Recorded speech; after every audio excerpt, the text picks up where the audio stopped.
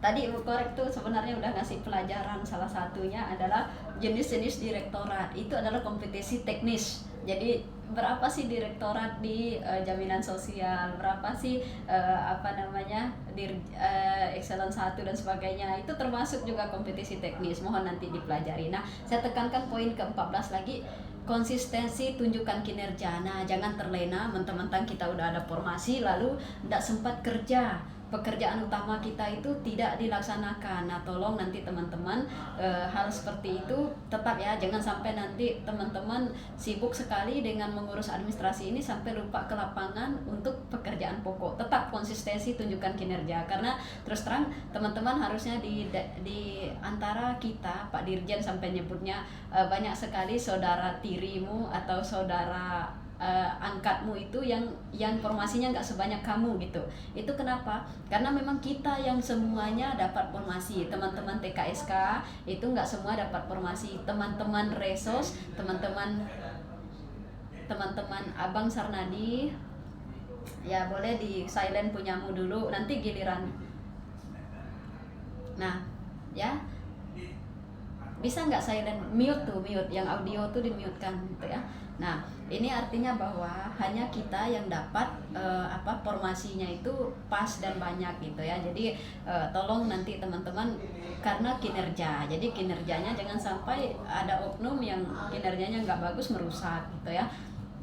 Oke, saya lanjutkan. Nah, ini sampai detail ya, sampai detail kemarin kami disampaikan dari Biro OSDM. Sebenarnya ini hal yang gimana ya, rasanya menyampaikan ini kayak kekanak-kanakan, tapi jangan salah, ada yang tidak lulus gara-gara ini. Yang pertama itu saat tes, tolong siapkan baju putih. Sebenarnya sih nggak heran kalau kita ada terus lah, tapi baju putih itu kemeja, jangan baju putih kaos oblong yang tulisan Jakarta gitu kan. Nah, baju putih, kemeja putih, celana atau rok hitam, jilbabnya hitam, sama sepatu hitam polos. Mungkin selama ini nggak punya Bu sepatu hitam, saya hanya ada sepatunya yang yang sport gitu kan. Mohon nanti itu disiapkan, jangan sampai nanti berebut-rebut nyari di Pontianak pas tes lalu pas lagi habis gitu kan. Nah, akhirnya teman-teman panik, nggak sempat mengingatkan materi, sibuk nyari sepatu gitu ya. Jadi kemudian, nah ini nomor 2 ini sebenarnya lucu. Jadi jangan kelahi, jaga hubungan baik dengan keluarga, dengan semua orang. Jangan sampai saat kita tes sedang konflik, sedang lagi hatinya membara gitu, lagi marah-marah sama orang gitu. Jadi akhirnya datang ke lokasi tes pun dengan posisi yang nggak enak gitu, lagi sedang ngedumel, ngomel-ngomel, berantem. Jangan marah dengan anak, buang energi. Ini disampaikan dari Biro OSDM, lucu-lucu sebenarnya, tapi ini benar. Teman-teman psikologisnya nanti saat tes lagi sedang konflik, lagi sedang sengketa tanah, lagi sedang apa, nanti datang tes, nah itu akan mempengaruhi ya. Kemudian tidak boleh pakai aksesoris, alat bantu dengar, pendek dan sebagainya, itu tidak boleh kan, nanti akan dicek. Teman-teman yang berjilbab juga nanti ada petugas perempuan yang akan cek di jilbabnya itu ada apa gitu ya. Nah, kemudian ini yang kata Ibu tadi bilang, kita prediksinya nanti jadwal ada saya tampilkan nanti, itu prediksi ya. Jadi teman-teman yang mau nikah, yang hamil HPL-nya, kalau misalnya tiba-tiba bulan 11 atau 12 HPL, mungkin nanti bisa konsultasi dengan dokter apakah bisa sesar duluan atau ini, karena takutnya nanti tidak bisa hadir saat tes. Kalau nikah sih bisa aja, misalnya akad dulu atau akad setelah kita tes masih memungkinkan, tapi kalau hamil, lahiran, nggak mungkin kan kita bisa lahirannya dipending dulu gitu kan, kalau ternyata memang sudah saatnya gitu ya.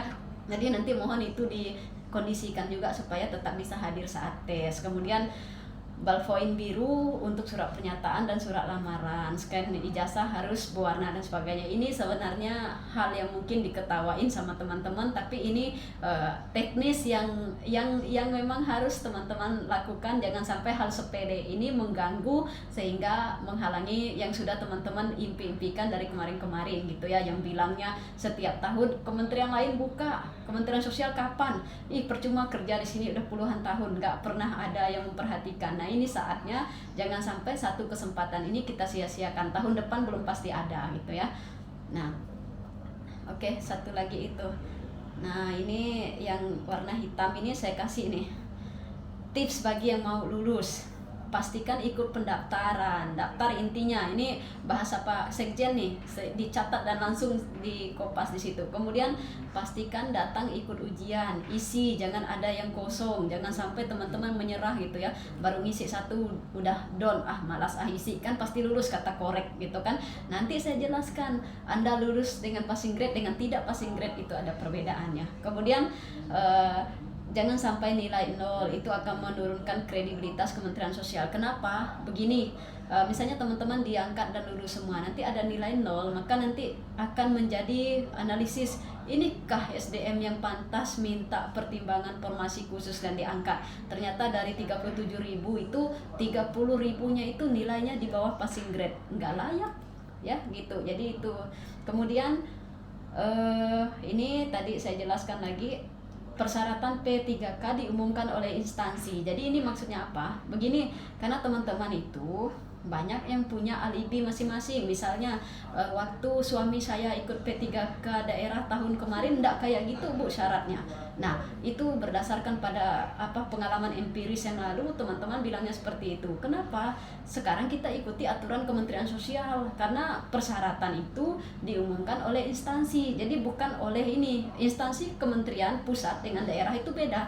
Jadi termasuk ijazah. Pakai yang belakang atau ini Bu, saya udah nanya. Waktu dulu mereka nggak perlu pakai scan yang asli, atau nggak perlu mereka legalisir ijazah SD, SMP, SMA. Kok di Kementerian Sosial aneh harus legalisir?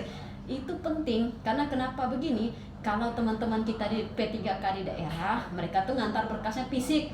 Ini mereka antar fisiknya, kemudian tunjukkan yang aslinya, cukup gitu. Kalau kita maukah teman-teman nunjukkan asli ke Kementerian Sosial sana, antar berkas dulu, antar berkas sudah habis 10 juta gitu, kredit pinjol lagi kita. Jadi meminimalisir antar berkas teman-teman, makanya disuruh scan asli, legalisir di bawahnya, itu yang dikumpulkan supaya nanti teman-teman nggak manual ngirim ijazah asli ke Kementerian Sosial. Jadi ikuti, jangan sampai nanti bilangnya ribet amat sih Bu Kementerian Sosial, tempat lain tuh nggak kayak gitu. Jangan bandingkan dengan tempat lain, ikuti aturan gitu ya. Nah ini P3K tidak ada passing grade, hanya ada perankingan. Kenapa? Passing grade itu pentingnya adalah untuk teman-teman nanti ada jenis P3K-nya. Tapi kalau perankingan ini kenapa? Karena memang formasi kita banyak dan sesuai dengan jumlah SDM-nya. Jadi kalau misalnya SDM kita 39.000, kemudian formasi kita 37.000, berarti hanya 37.000 yang diambil sesuai perankingan gitu ya. Nah, durasi ujian 100 menit, materi ujian nilai maksimal 670 nih. Kompetisi teknis 90 soal, nilai maksimal 450. Kompetensi manajerial itu 45, nilainya 180, dan wawancara 10 soal, nilai maksimal 40. Nah, ini nanti pelajarilah teman-teman. Kemudian kualifikasi pendidikan sudah disesuaikan oleh Biro OSDM. Kalau masih ragu Bu, saya jurusan ini mungkinkah? Nah, ini semuanya sudah ada di situ. Kemudian ini seleksinya CAT P3K itu tidak formalitas, kelulusan berdasarkan peringkat terbaik. Jadi tidak ada namanya formalitas, tesnya cuma formalitas Bu, jadi tidak perlu. Nah, hati-hati ya teman-teman. Nah, ini tadi perbedaannya. Ini supaya teman-teman